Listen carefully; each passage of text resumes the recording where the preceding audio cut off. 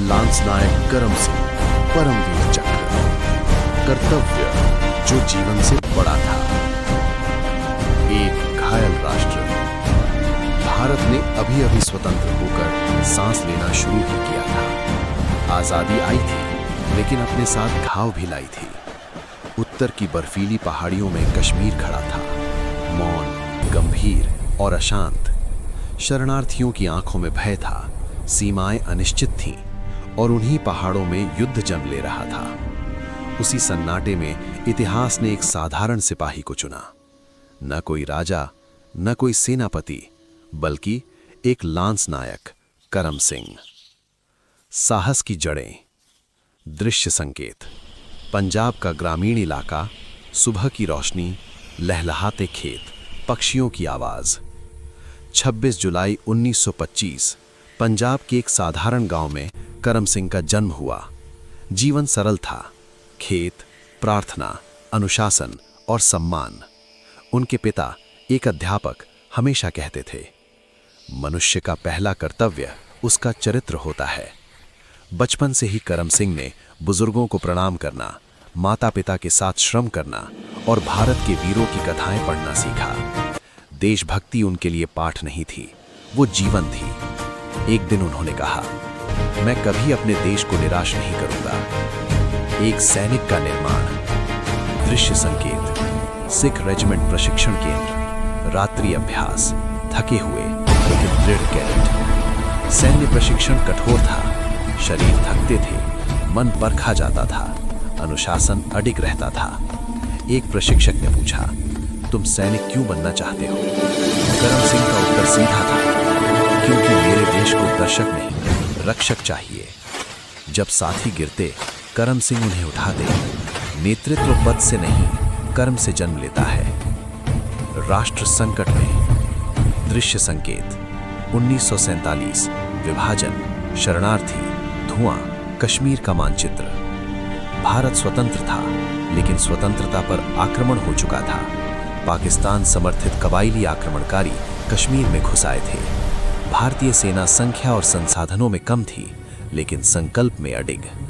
एक सिख रेजिमेंट को महत्वपूर्ण पहाड़ी दर्रों की रक्षा का आदेश मिला। आदेश स्पष्ट था, रिचमार गली हर हाल में बचानी है। उस पोस्ट के पीछे श्रीनगर था और श्रीनगर के पीछे भारत। रिचमार गली का युद्ध। दृश्य संकेत। बर्फ से ढकी पहाड़ियां, कोहरा, गोलियों की दूर की आवाज। दुश्मन ने बार बार हमला किया, मोर्टार गिरे, हवा बर्फ की तरह चुभ रही थी। करम सिंह के कंधे में गोली लगी, खून बहने लगा, ठंड में शरीर सुन्न होने लगा। डॉक्टर ने कहा, आप युद्ध के लिए अयोग्य हैं। करम सिंह शांत स्वर में बोले, मेरा शरीर घायल हो सकता है, मेरा कर्तव्य नहीं। वे फिर से मशीन गन पोस्ट पर लौट गए। एक सिपाही, एक मोर्चा। दृश्य संकेत। अकेला सैनिक पहाड़ी पोस्ट पर डटा हुआ। दुश्मन लहरों में आता रहा, संख्या में अधिक, हथियारों में भारी, लेकिन साहस में नहीं। करम सिंह अकेले मोर्चा संभाले रहे, एक स्थान से दूसरे स्थान तक जाते हुए, लगातार जवाबी फायर करते हुए।